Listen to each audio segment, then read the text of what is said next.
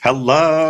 Hello. Hello, and welcome to Lunar Reflections, the astrology show where we discuss the Taurus new moon by sharing real life stories to connect with that moon cycle that's happening right now on a deeper level.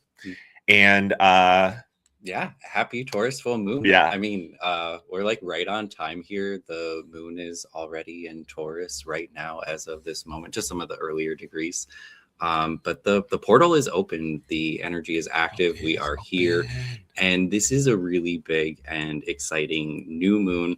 Lots of divine feminine energy, which we all need right now to kind of chill down some of the fieriness of the season. And so, yeah, we'll be talking about themes of mothering and nurturing yourself. We're going to bring in some asteroids today. So we have a little bit of a different wheel than usual. We're going to talk about Persephone and some other mythology and share some stories from our lives and some fun things going around the house as well. Absolutely. And for those of you who do not know us, my name is Jake. I am a hypnotherapist, a quantum guide to connect with your higher self. You can book one-on-one sessions with me. All that information is down below. And I'm joined by...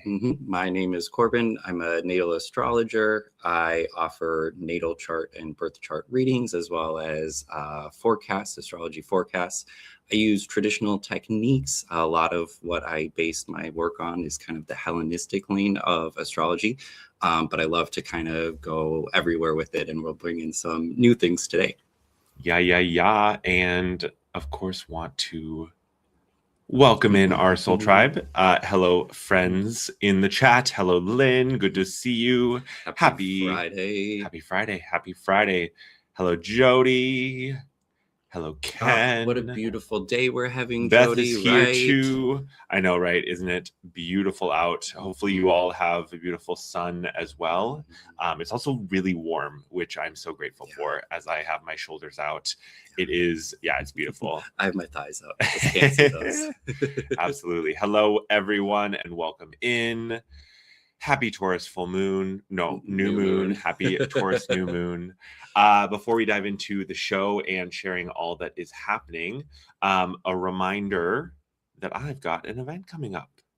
I'm going to pop this down. The Pleiadian Soul Family Reunion event happening on May 23rd. So we're just over a week away. That is going to be at 10 a.m. If you can't make it live, you can get the replay. So buy a ticket for sure. It's going to be such a fun time. Community connection, a profound and fun journey, guided journey to connect with the Pleiadian energy. And if that is like Pleiadian soul family, if that is parallel selves, if that is like your guides, you need to come to this event and have a good time with us. I mean, probably the coolest family reunion event this summer. I think my family's pretty awesome, but I think this will maybe be a cooler event. I would agree with that sentiment. So grab your tickets. I will plop the link in the chat so that it's nice and easy for you to grab. Yay, and Emma's got her ticket. This absolutely resonates with the astrology going on right now too. You know, the Pleiades, that star cluster is located at the end of Taurus. So the sun is kind of in that zone right now. So you're right on time. You got the vibe, Jake. Glad to know it. I mean, at this point, I usually assume that I'm pretty in flow. I feel like I'm doing pretty good, following the flow for the most part, right? And most of us are. That is a common thing that the higher self says, is we're usually pretty on track with what's going on. Anyway, back to the Taurus new moon. And so yeah, I mean, it's tomorrow, actually. Tomorrow morning? Well, in the middle of the day, you know, because new moon, right? The sun and the moon kind of come together, so you won't be able to really see it in the sky. And so yeah, tomorrow during the day, it's at the end of Taurus, 25 degrees. So make sure you grab your chart and just pay attention to where Taurus is. We'll be talking about that a lot today. Yeah.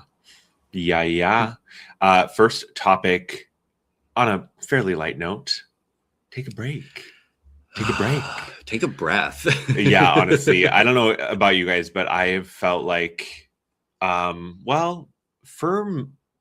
I would say all of 2026 and a good chunk of 2025 as well. I felt like I'm just like sprinting and it's just go, go, go. Things demanding attention, like just like dominoes falling and action, action, action. Lots going on. It's been fun. It's been exciting, but there hasn't really been much like reprieve. Yeah. Well, and like in the astrology, people have been talking about like the ample amount of Aries energy and, you know, the outer planets stepping into Aries and Saturn and Neptune. And there's just been so much adrenaline, which is another like Aries word, or like running on kind of chemicals or panting, going wild. And, you know, for me, it really felt like Taurus season kicked in and I didn't realize that it was time to take a break and that I couldn't quite yet take a break. And we finally have been able to kind of slow it down. I feel like since the Scorpio full moon, I feel like everyone was that was really big, right? I think a lot of shadow came up for a lot of people. I think a lot of people were kind of forced to go into an internal process at that time. And that has allowed us to take a break. So these are some of the ways that we have enjoyed Taurus season, at least in the last 2 weeks, even though Taurus season is almost over at this point. Enjoying it. We've got Emma saying this is near her MC, Taurus at 26. Yeah, big, very, very big. Oh my gosh, absolutely. Lynn has 24 degrees North Node, and 25 is Algol and Mercury. No, Venus. Algo and Venus. So definitely some action there, some activation there. Of course, we have a great divine feminine audience. Absolutely. And this is a major divine feminine moment. And so this makes a lot of sense. Yeah, absolutely. Did we want to play our little the song that's been looping in your head? Yeah, I mean, a lot of times the messages come for me, you know, through music. I'm a Pisces myself, and all week this week I've just been laughing and giggling to this little snippet that we'll play here about relaxation. Let's slow down. I know it seems kind of tough, but really it's easy enough for us to slow down the pace so we can all go take a break. And that's where I'm going to stop it so we don't get copyright. But the lyrics, like, let's all slow it down so we can go take a break. What a good Taurian message, and what a great thing to be considering right now too. Yeah, I know that in the last few weeks we've definitely kind of stopped with some of the home projects and focused on just trying to, what was the phrase that you used? Enjoy our mortgage. Just kind of like relax. And have y'all heard that term, enjoying your mortgage? Staying home and enjoying enjoying your house, enjoying that money that you spend on, you know, the place that you live, and appreciating the finer things that entails. I mean, we definitely jumped into things fast, and like it was exciting and we had a good time. We had some hard times too, but and this might be similar to kind of how the new chapter of your life has gone on, where you kind of jumped in head first and you kind of needed to course correct and tune back into yourself. I know that as I've been tuning back into myself, connecting with nature has been kind of a huge component of that. Of course, we live at a beautiful place now along the river, but being able to kind of ground it down, to focus on the physical body, to become present, you know, these are great Taurian themes. And things to be considering and thinking about your relationship as you're connecting with some of that, as we have this Taurus full or new moon here at the end of the season. I had quite a few like moments that I reflected on this Taurus energy because it was just very clear. Monday in particular, I had the pleasure of being home alone. Corbin drove himself down to the cities and had a little work meeting, and so I was home, and that was the first time I'd been like here solo. And at first I was like, kind of like, you know, the SpongeBob meme of like, you know, caveman, like caught off guard, like, where am I? And then I was like, no, I'm going to enjoy this day, and I'm going to do things my way, and I'm going to go at my pace. And it's not Corbin's fault, but like oftentimes when he's here, I just unconsciously feel like he's watching me and like being aware of like what I'm doing and like my work and stuff like that. And that's fair. That's okay.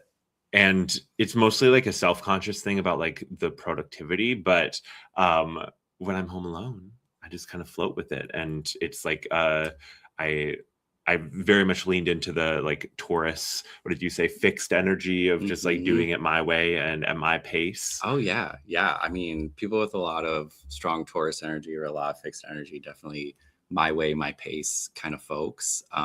For sure. Yeah, that's super duper fair. And it comes from the idea of the seasons, which we're going to talk about a whole bunch today, but each set of seasons, has each of the 3 different modalities, and the fixed part of a season is kind of the apex or the most true elements of it. So Taurus is that fixed moment of spring where it's like absolutely spring, where it's undeniably spring, where you kind of look outside and it's like, oh, the flowers are blooming, you can smell the blooms as you're kind of walking around, the baby animals are popping out everywhere, that kind of a thing. So let us know how you've been taking a break, how you've been relaxing, how you've been connecting with your body, nurturing or taking care of yourself, remembering to eat a meal, that kind of a thing. Let us know in the chat kind of how you've been taking a break. Sounds like Jody's in the Taurus vibes of shopping. Yes. And I feel like shopping could definitely be grounding, especially if you're like getting nice like cotton or linen or something that's like a nice natural fabric, like that's very connected to the earth. I mean, Taurus is, it's that sensual side, right? So as if it's something that's feels good, makes you feel good, feels good on the body, or is cozy for you, then that's totally the vibe right now. I think that's a great thing. And Lynn's got crystals, of course, very solid grounding and balancing tool for sure.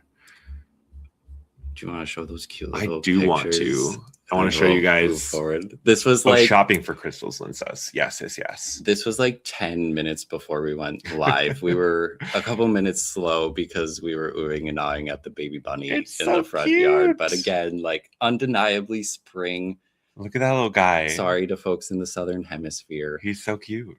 We had another really special moment today here at the house too. If you look really, really closely, there is an egg in that nest. Our robin, who's nesting, little baby robin, just outside our window, laid her first egg today. So that's really exciting. And yeah, it's just it's a beautiful day here. It's a beautiful kind of Taurus new moon vibes going on. So. Yeah. Absolutely. I know you would appreciate the bunny, Ken. Beautiful baby bunny. Oh, he's so cute. And he's popped up in our front garden a few times now. And he's just a precious little guy. Yeah. He's so tiny. Yeah. The other bunnies are huge. So speaking of gardens, one of the reasons why this moon is just so significant, there's a couple of things here, but I know one of the big headlines in astrology recently was that Uranus finally left Taurus after like 7-8 years. And so, I thought of this idea of this freshly plowed garden or this terrain that's kind of been cleared out, because one of the things that Uranus likely did in this area of your chart, over the last handful of years was really try to clear something out and make space for this newer, more authentic, higher version of yourself to kind of come through. Definitely was probably a little bit of a shakeup in the Taurus part of your chart if you take the time to reflect on it, and definitely, cluing into what house that is can kind of help you to understand. It's just such a beautiful new open window now that energy is out of Taurus, and that we're having this new moon here to be able to very intentionally choose how we're moving forward in kind of the aftermath of Uranus's time here. Uranus would have provided insights and a deeper understanding or a higher understanding of this part of you. And so, this is really just a big portal moment to be grounding in some of these upgrades, intentionally working with them. It's a really strong moment to just kind of set the stage for moving forward. I've heard that this is a super moon, while like astrologically that isn't like super significant. We do know that this last lunar cycle has just been like really strong. I mean, the Scorpio full moon was like basically off the charts. I heard from everybody. Everything. It was just, yeah, it was very, very intense. And so I'm expecting this one to be just as potent as well. And again, there's been so much masculine energy with all the planets that are in the fire signs and the air signs right now. It's a lot of like yin energy, and this is that counterbalance, and it's just so important. So freshly cleared area, it's a huge, great moment to kind of plant the seeds that you want for moving forward. Yeah. This is in my 9th house, right? Taurus is your eighth house. You're a Libra rising. Definitely been feeling the shifts. Which we'll talk more about as we get along. Well, and I mean, we could probably just reflect a tiny bit more here. Your 8th house, how did the ways in which you connected with others deepen or change with Uranus in there over the last handful of years, right? Oh, absolutely. Yeah. I mean, that's been the burgeoning of my client work for sure. Or like Taurus is my 5th house. I'm a Capricorn rising. The 5th house is your house of like fun, games, hobbies, things that you really enjoy. It's like your seed of creativity in those years. That's when we started doing all the orgonite work, right? We also have another Capricorn rising in the chat. Shout out Capricorn rising. Yeah. So let us know if that resonates with you as well. Could it be big shifts with the relationship with those kids? Because that would have been a very large activation. 5th house can be the area of children as well. So yeah. But reflecting on that, you know, taking that story, what happened there, and using that to really inform what you're doing moving forward. Because that's part of this moment in time. Should we pull up the chart for a moment here? Absolutely. Awesome. For those of you who have not seen it, we got the wheel going on. I'm going to hide that so it's okay. Make it bigger. So the next thing that we want to kind of get into here would be the presence of Mercury in the chart at the time of this new moon. Can we zoom it in? Right now, I am just a couple days pre today's new moon. So this is back last weekend on Sunday. And we can see that Mercury is at 15 last Sunday and just a handful of days ago. And the sun is here at 20. And I'm just going to move the chart forward a few days here because yesterday we had a really significant event where the sun and Mercury were here together at 24 degrees. And so we had our Mercury Cazimi, which is a really exciting moment. We can kind of pull the chart down and we'll just keep talking from there.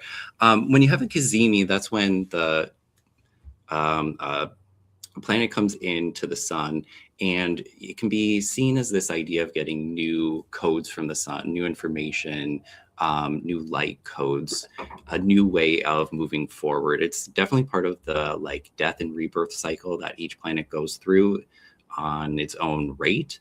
But it's a very significant moment and kind of a change in karma whenever you see it happen. And this is kind of a big message that happened right in the lead up moments here in this new moon. And what's really cool about the new moon is when it is exact, Mercury is still really close by. And so, we brought the chart down. Do you want to bring it back up? Yeah. And so here we are now at the new moon. The sun and the moon are at 25 and Mercury is still very close by at 28. So big part of the energy that's going on here. What has all happened inside of all of this? So that Cazimi, that coming together of Mercury and the sun, it could have brought to you a fresh understanding or new ways of like strategies on how to handle something that's been going on. Likely this is related to the new chapter or the new era of your life. As we've been settling into kind of these new phases, there's been a lot of different like options, ways of going. We have like kind of like new environments where there's kind of a multitude of ways of doing things.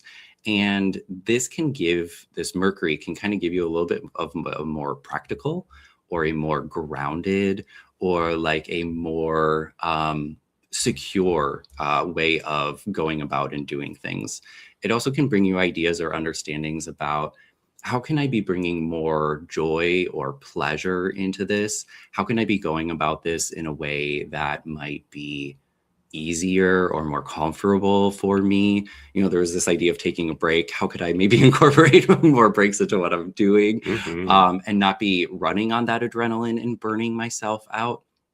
So just in the really pre-hours right before this new moon, if you had this kind of like an aha moment or a conversation with someone where, you know, you kind of saw something in a new light, it's really that's really part of the magic that's going on here, that you can be intentionally incorporating into what you're doing. Wanted to say hello to those joining, including Carol and Ben. Hello. Good to see you. And we have a new friend here, SMD. Hello, welcome. SMD, shout out. The topic of like new ways of doing things, like Is that the Cap rising dating a Libra rising? Yeah, I know. Love it. It's so funny because I'm a Libra rising. Angular relationships are really potent. So I see that a lot. And yeah, that's cool. Yeah, very cool. Very cool. I love the synchronicities always. But on this topic of like new ways of doing things, I've been like very busy lately, but been like not having the financial like abundance coming in that I've been wanting to, and that I've been aiming for, and that I've been like building towards, and had these moments recently, especially leading up. I feel like it kind of all happened around the last moon and then leading into this moon, where I was like, okay, we're going to switch it up and like do a new way of doing things, try something new, approach things in a new way, in a practical way, in a way that like makes sense. Which you really connected with this when I was like romancing about it last night. And so I was going to share and show you guys. Yeah. So if you haven't seen Jake's new services and new bookings, again, you know, Taurus is his 8th house. This is how he's connecting and working with people on a deeper level. Yeah. So I have a new offerings, new packages. So doing 30, 60, and 90-minute sessions. And these are a combination of tarot, intuitive guidance, higher self connection, basically tailoring this to you. Well, and for you, I mean, it's honoring your divine feminine a little bit more. These are a little bit more intuitive, leaning on more my intuitions than simply using my hypnosis skills to guide someone. And so weaving in more of my own intuitive take, my own intuitive flavor into these sessions, giving people another angle, another facet of connecting with your higher self, connecting with the higher self, because in these, I mean, I'm channeling my higher self and working through that aspect of me, that facet of me. So, so there might be, you know, an element of how can I incorporate my intuition? How can I honor the divine feminine more in what's newly unfolding for me? You know, she might be a secret set of skills that you have inside of this sector of your life that's like growing and blossoming at this time. And so, I loved how this kind of connected with it. I know that for myself, when I was thinking about, you know, new moves, a new way of going around, you know, definitely the commute to and from work now is like something else. It's about an hour and a half. And I just know that there's been a few times where I've been in the car where I've said to myself, how can I make this more enjoyable, more valuable, a more valuable use of my time for when I do have to make that commute. You know, and for me, I really decided at the end of the day, I'm going to pour my energy into astrology. You know, I'm going to get caught up on just having thinking time. I'm a 3rd house sun. I actually kind of love the time in the car because that trance mode can really get the ideas flowing for me. And so I just kind of set some intentions to be thinking about astrology and, you know, what is it that I want to chew on? And so that was kind of how, again, and then, you know, 5th house, a creative project of mine, astrology, of course. And so it was just kind of, how do I make this better for me? Yeah. You know, Taurus, right now, Venus is not in Taurus. She's in Gemini, but Mercury is in Taurus. And so there's this concept going on right now in astrology that we call mutual reception. the two of them are in each other's sign, like that they rule. Again, Mercury rules Gemini, that's where Venus is. Venus rules Taurus, that's where Mercury is. And because they have this kind of same thing going on right now, there is very much an alliance between the two to be working in harmony for kind of your best and highest goods. Really more positive outcomes generally come from a situation like this, because there's such this deep harmony going on between these planets and energies. And that only continues for the next handful of days. Mercury is right. If we go back to the chart, Mercury is right at the end of Taurus at 28. If we move the chart forward one more day, so this would be Sunday or Monday, depending on where in the world you are, Mercury will move into Gemini, and that relationship between Mercury and Venus gets even stronger because now they're hanging out together in the same place. And there is that conjunction with Uranus just around the corner. So that gets really, really exciting. Again, super potent new moon that we are working with right now, to be touching base, getting grounded, connecting with your internal divine feminine, and helping to like nurture yourself to realign for how you want to be moving forward with kind of your new chapter that is really unfolding.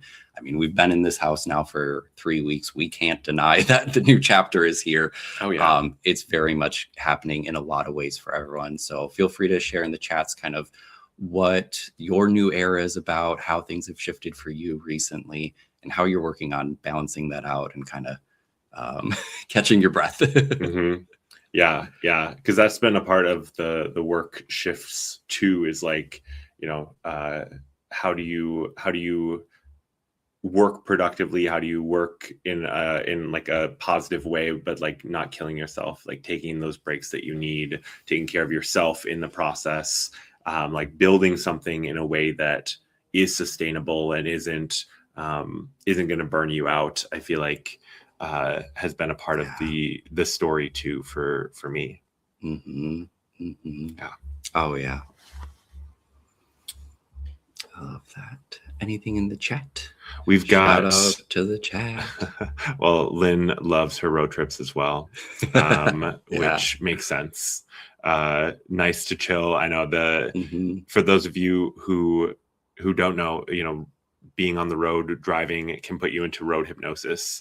It's like a roadside trance, and great for thinking, great for ideating, great for connecting with your higher self, great for seeing UFOs if you're driving along the highway. Gets you into a nice receptive place to be able to see things beyond the norm. And Carol and Ben like to listen to us on their road trips amongst other programs, and we love you for that.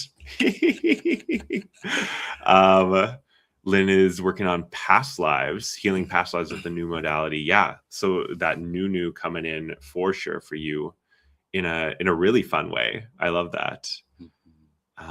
Watkins Cat House, Pisces, Moon, Venus, and Mars. Girl, you're in the right place then. Good vibes. My focus has been love lately.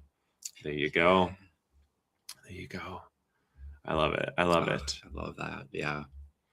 So a helping hand is our next little topic here. Yeah. I mean, speaking of love and goddess of love, our, Venus, she is in Gemini right now. And as we think about that archetype and what can be offered, especially from, Venus is the ruler of Taurus. And so looking to her position in the sky right now can really help us get a deeper understanding of what this lunation cycle is all about.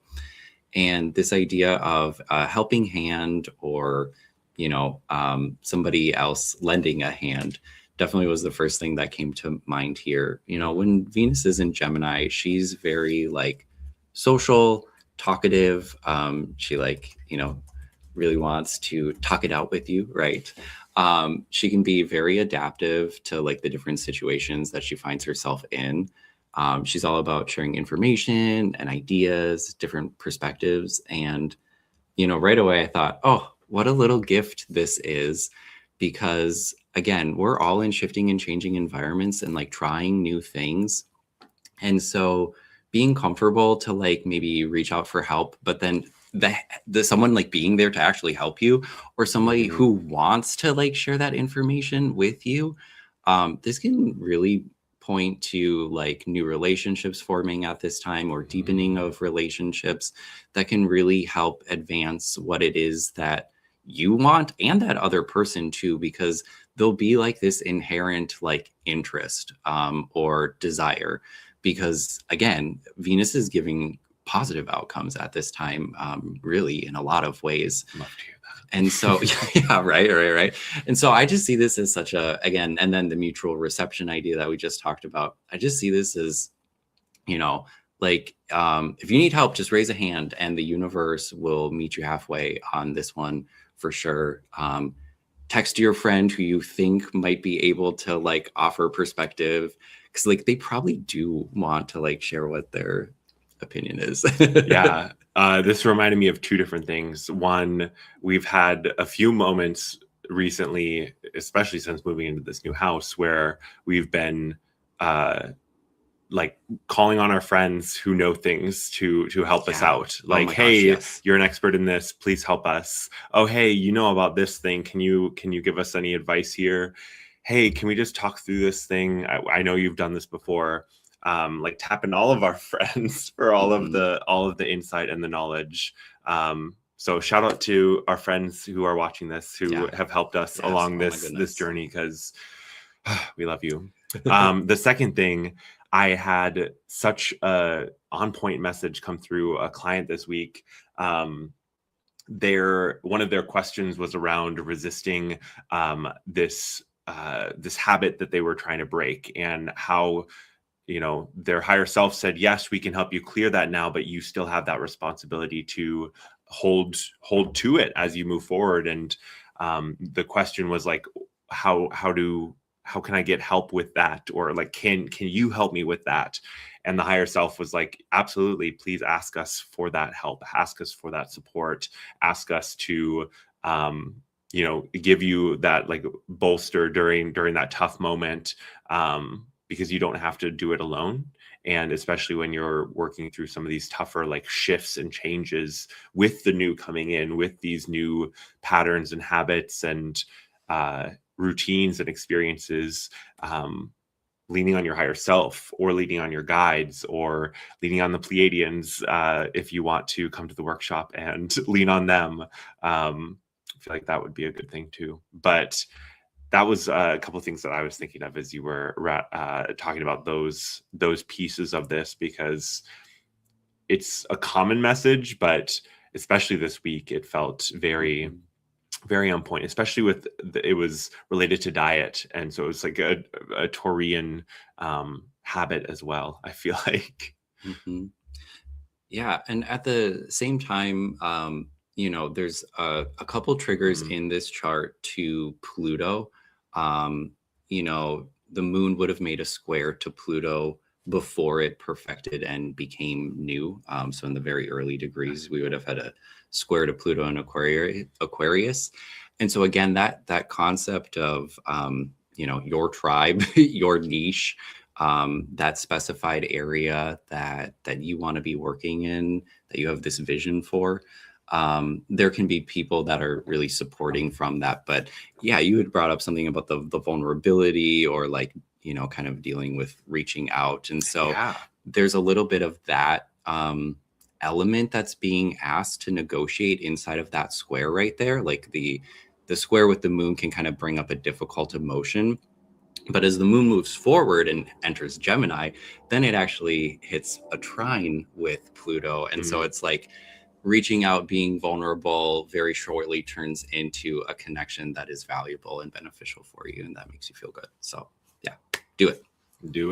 Ask for help. Yeah. It definitely is not an easy thing. And I think especially in Western culture, we're very much taught to, you know, pull yourself up by your bootstraps and be, you know, you have to succeed individually. But the reality is that literally no one does that. Everyone relies on a tribe. Everyone relies on other people. There's no one that does it solely alone. It just doesn't happen that way. And I feel like the more that we believe that, the more that we like allow our ego to like step down, because I feel like it's like an egoic thing to not ask for help. It's like that pride or that fear of rejection or fear of like judgment. But when you push through that, chances are that other person wants to help you because either they got help when they needed it or they didn't and they realize the value of it, right? Most people want to be helpful, want to be good people, want to be nice. Yeah. Well, and like Uranus is in Gemini right now too. And so that connection, that new person, that new relationship, someone who's like offering a foil or a mirror, that can really be electrifying, right? That can really be transformative. That can really kind of change the equation for you. And so beginning to acknowledge how Uranus is working inside of Gemini, also like really important right now, but might become most obvious first by the way that Venus is kind of showing that. Again, Mercury's going to bump into Gemini and this whole thing's going to blow up in like 2 days here and it'll be like very clear. But I know that I have Gemini in my 6th house. And just as I said, in this last couple of weeks with the driving, it's just been extra time for astrology. And, my 6th house is your house of daily routine and habits and, kind of how you take care of that. And so I've just been really extra busy with astrology. That's very Uranian, it's definitely like from a modern perspective, one of the planets that we would say that like rules astrology. And I've just been like far more on my daily practice right now than I have been in the last handful of months. And I kind of attribute that to Uranus entering this aspect of my chart that talks about what I'm doing every day with my time. I love it. Should we chat about the other things that you've been learning in your spare time? Yeah. Because with all the extra time that I've had, I've been digging into some things that go beyond some of the Hellenistic and the traditional astrology. So this week I've really been digging into a dwarf planet or an asteroid. You can call it whatever you want. There's like less rules when we get more modern here, right? And this would be the planet Ceres, or you might be familiar with the Greek goddess Demeter. And so, if we go back to the chart, I hope I have this on the right day right now. There we go. At 25, this is the symbol for Ceres as well. It reminds me of the like sickle, because Demeter or Ceres is like the goddess of agriculture. She has like a crown of corn and like grains, and definitely has like a lot of association with like wheat and the harvest. And so if you didn't know that like astrological symbol or kind of where it comes from, but yeah, she's right here at 25, Taurus as well. She, some of the asteroids really talk about more of the different aspects of the divine feminine. If we talk about the traditional planets that kind of show up on the wheel, 5 of them are masculine and only 2 of them are feminine. So there's like a little bit more to like unpack about her or like you or like these aspects of you, because like we're more complicated than that. And so that's why some of the asteroids are really cool, because they can help kind of dig into some of those like themes or topics. And definitely as like dug deeper into this chart, the idea of Ceres being here at this time, and like we already talked about, stopping running on adrenaline and like nurturing and taking care of yourself. Well, she's an asteroid that really kind of reminds me of the moon, because so much of her is about that idea of nurturing, that idea of mothering, of taking care.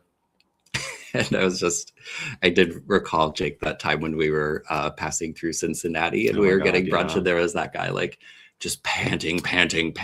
Yeah, we had stopped at this restaurant because it was a vegan like breakfast place and it looked really good. And it was kind of just marooned in the middle of just kind of like abandoned streets. I I'm not really sure the situation of Cincinnati and what was going on, but or at like that time, or at that time, but then. it could have also just been then. But anyway, there was a gentleman who was very strung out on something, having a time in a different reality, but he was just huffing, like marching down the street, just like panting.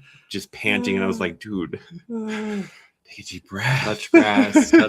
Well, and take care of yourself. Take care of yourself. We're like trying to get brunch. Yeah. It was like 10 a.m. probably 9 a.m. 10 a.m. It was pretty early morning, and I was like, buddy, you need some water. Yeah. So still too much on that Mars energy. Yeah. Not. Anyways, needing a little bit of self-nurturing.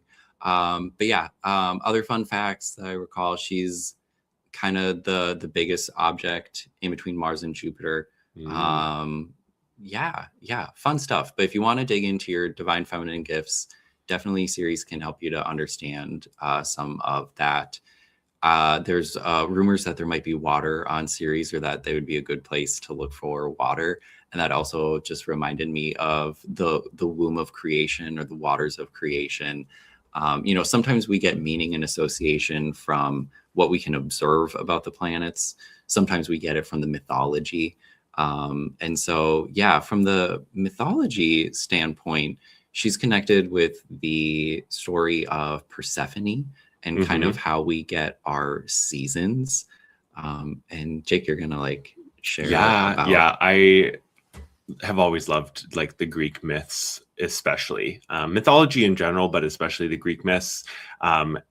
Now I realize that I definitely have had multiple past lives in whatever period that was. I don't think we necessarily have the right framing and timing of it all. But anyway, the myths are very fascinating. And this one is, I feel like, a pretty commonly known one, because it is like, it's about the seasons. We all experience the seasons. And I feel like this is like Persephone and Hades. I mean, they're big characters, big players.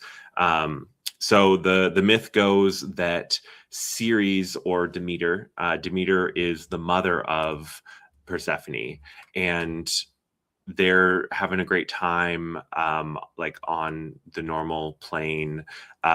Demeter is the goddess of the grain, of harvest, like the earth goddess and agriculture, mothering, right? So she's like very much like the doting mother of Persephone, and she loves her, and Persephone grows up to be, beautiful and great and wonderful, and all of the things that you'd want in a goddess. And then Hades, things you'd want in a goddess.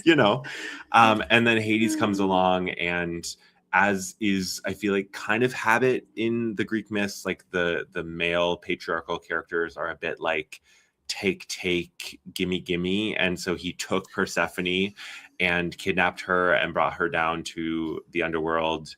And Demeter was quite upset. And there's also like a side of this where you're like, okay, but like, did Hades kidnap her, or was she like kind of down for like the bad boy and she like went with him willingly? We don't really know. Well, there's also maybe part of this of like, was Demeter overbearing, overshadowing, and like how old was Persephone? Was her mom like just like strangling her at home? Did she? The idea that you can like kind of attract that then if you are globbing on too much. Exactly. It's like that forced freedom, or that like forced separation. Anyway, the story goes. Do you have something else? No. Okay. The story goes that Demeter is like so upset and like so depressed and horrified at the kidnapping of Persephone that she like decimates the earth and causes everything to fall into a winter, right? And this is the origin of winter. And winter fell, and she's all depressed and like really sad. And I guess there's one version that Demeter actually goes to the underworld to like go and check on Persephone, which is interesting, that she would like make that journey, because people like the gods and goddesses, no one really like makes that journey and comes back from it. And so that was like a big deal that she would like make that journey and come back from it. So there is like definitely like a lot of strength in that mothering drive, that mothering, nurturing, caretaking, rescuing kind of vibe. But there's also the overbearing side of it. Ultimately, Persephone, there's like a deal worked out where Hades gets her half the time, and then Demeter gets her the other half of the time, right? So we have summer and we have winter, and then there's the transitionary periods in between. And winter is obviously when Persephone is down in the underworld. Mm-hmm. She's hanging and partying with Hades, and her mom's real upset, and so it's winter. Eating the pomegranate seeds, indeed. Yeah. It's really awesome. I love all the mythology too. I like, yeah, absolutely. Yeah. It gives like characterization, I feel like, to these energies, and helps you to understand like some of the lived ways that this might show up, even if they are like these stories. And again, this show is about telling stories that help to make it more real. And so, yeah, we definitely understand from this that like topics of mothering, nurturing, how you take care of yourself, how you take care of others.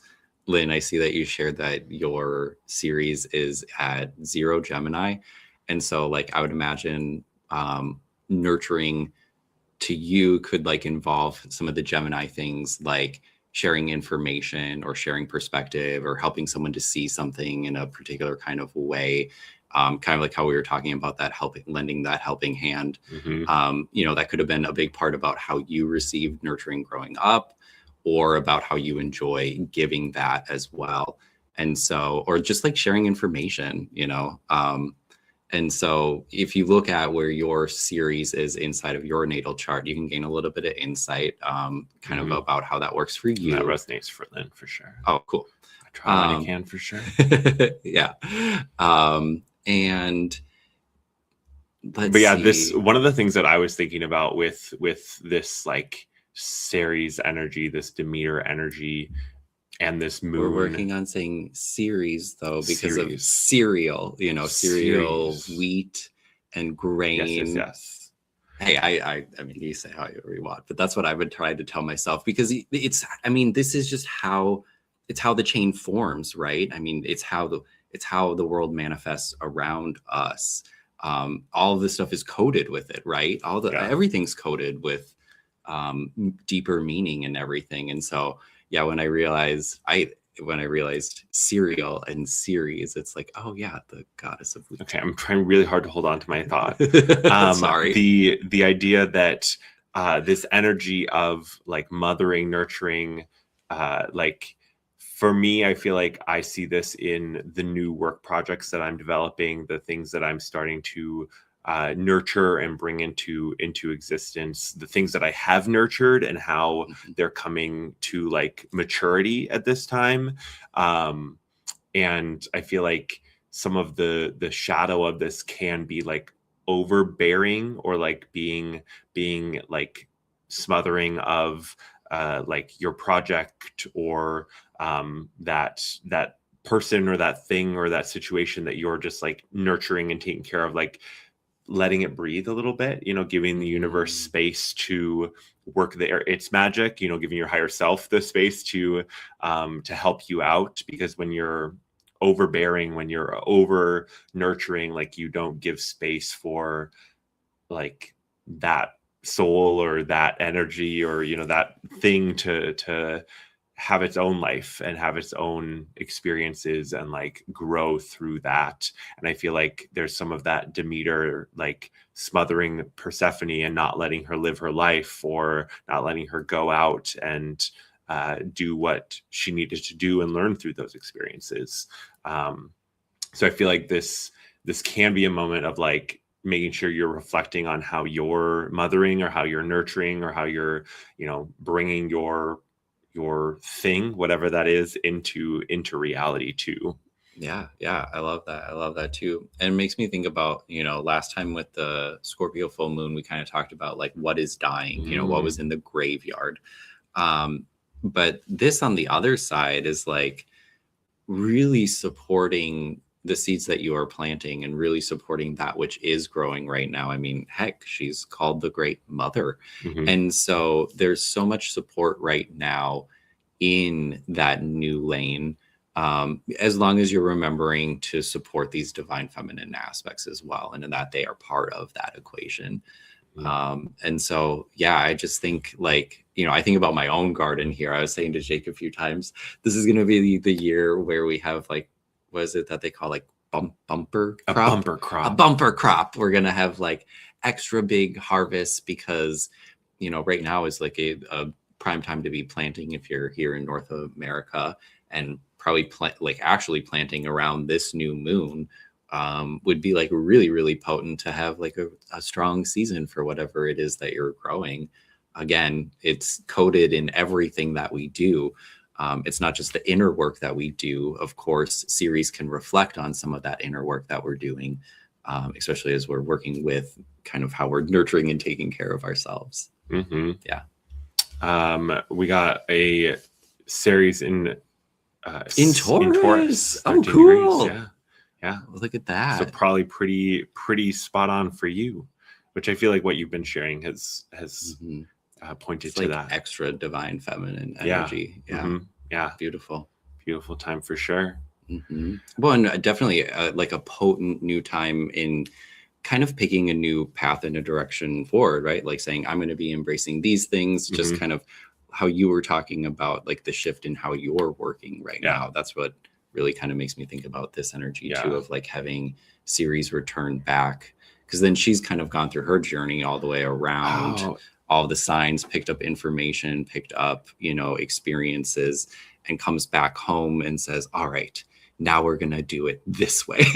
Go ahead. You were figuring. No, I just had a thought about like the different roles that a mother can play and the different roles that Demeter played in the story. And this idea that, because I'm also like, I'm thinking about how do I show up in different ways in different like avenues or different arenas, right? Like YouTube is a different game than like in person in this new smaller city that we live in. There's going to be different ways that I show up in different like aspects, in the ways that like a mom will, show up as a different, a different role, a different facet of herself in different situations. I feel like that could also be something that you're experiencing in whatever area that Taurus is in your chart too. That's still the Cap rising.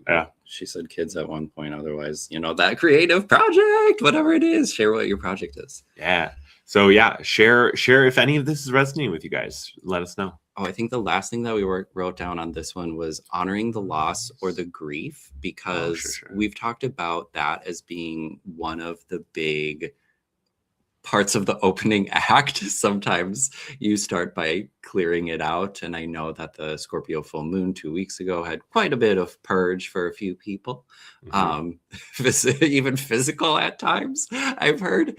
And so, there can be honoring that process that you're going through. Like if you know you're in winter, or like you're coming out of that winter, honoring that shadow work that you've gone through, understanding that is part of the rebirth and renewal process, because I think definitely the change of the seasons allows us to think of growing, dying, being reborn again, that kind of a thing. And so, if you've been going through the changes and they've been a little bit more difficult, she's really here to help open that portal of self-nurturance.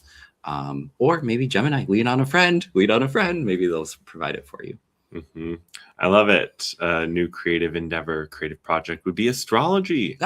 Beautiful. That could totally work. Absolutely. I love it. Thanks for sharing too. yeah. Great share. So the last thing that we touched on was a fun little news snippet that you grabbed. Yeah. When I saw this in the news, I just thought, oh my goodness, here is the astrology. And we were just saying that the Scorpio full moon was like pretty big. And so this is a ruby. So, a big old red stone. We think of Mars, right? The red planet. This article I saw last week, and it had talked about the previous week. And so I do think that this big big stone.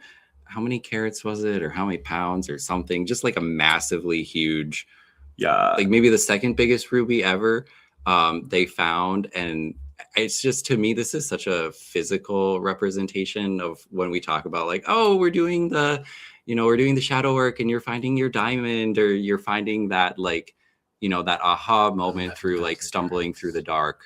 11,000 carats, 5 pounds. 5 pounds. Oh my gosh. Carats. Can you imagine that being on your altar? Go back to the picture. And so, these are just the fun moments where we get to see the astrology in action.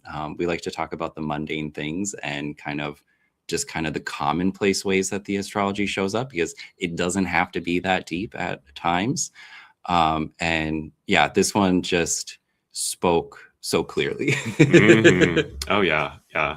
So yeah, of course, Mars would be the ruler of rubies, and things being uncovered or excavated under that Scorpio full moon, just like wow. So well, and what I mentioned as well was like they mentioned in the article like civil war in Myanmar, and like the conflict, some of the conflict surrounding it, and like this was very much a thing that was, I believe, taken by like the military rulership. And so it's like maybe some questionable like morality decisions around like this giant jewel. So it's pretty, it's fun, but like some darkness to it as well. Yeah. So I mean, that's definitely going back, but that one was too good not to share, because we all love crystals, don't we? I love that. Interesting take, Beth. I love it. Yeah. Isn't it really pretty? Very pretty. I love me a big stone. So yeah, that's the Taurus new moon, and some of what's been going on for us, some of what's been going on for y'all. Definitely feels like a big moment.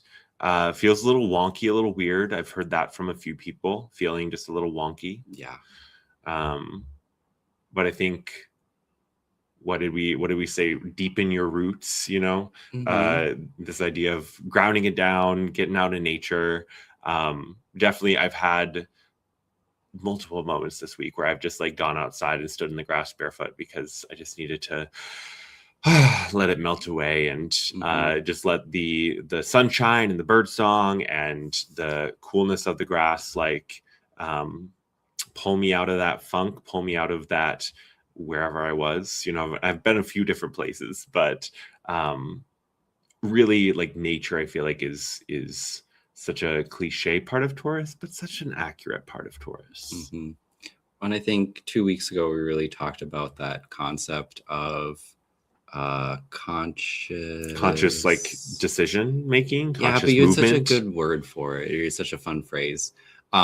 But the message with the Taurus full moon is like, you have to consciously choose to like step into that lane of self-nurturance to take care of yourself. It's that idea of putting on the oxygen mask before securing your own before someone else's.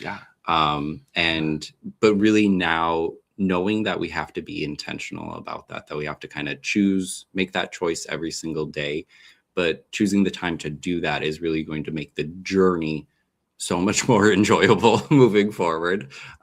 So yeah, if you've just been running on steam or adrenaline or like really high vibes, calm down the heart, calm down the nervous system, get back into the body, eat a good meal, stop running on fumes. And yeah, this is that opportunity to take that forward as something in your toolbox that will support you. Because this year is only going to ramp up. We will be doing a really fun show in a couple weeks talking about Jupiter entering Leo, which is really going to start a new chapter of the astrology inside of 2026.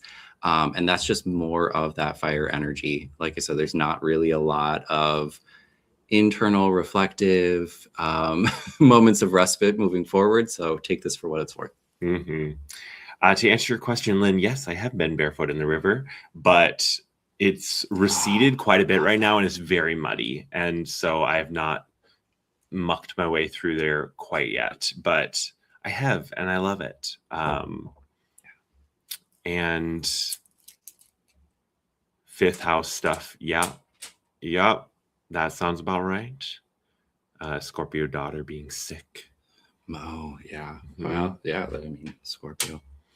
I love it. I love it. Well, thanks so much, everyone. This was a great show. Good show. Let us know down in the chat. Yeah, put in the comments as well. What is in the going on for comments. you? The comments. Yeah, the chat's going to be comments. done because we're going to be not live in a moment here. But put in the chat what is going on for you, so that we can all learn from each other. And especially those I saw there was a bit of conversation from Carol about learning astrology. Definitely a great place to start is reflecting on your own stuff and looking for other people who have similar placements or similar energies as you and what's going on in their lives too to help jog your memory. I feel like typically though the astrology is more obvious than not. Like you don't always have to like dig for it. Yeah. But that's just my experience. Thank you so much. Sending you guys love, and I hope you have a wonderful moon as it goes exact in just a little bit. And a really big start to Gemini season. Wow. Yes, happy Gemini season. Here we go. Whew, I don't know if I'm ready. I feel like Taurus season wasn't enough of a respite. Oh, I know. We'll make it through, guys. We'll make it through. Ground down, drink some water. All right. Talk to you guys soon. Bye.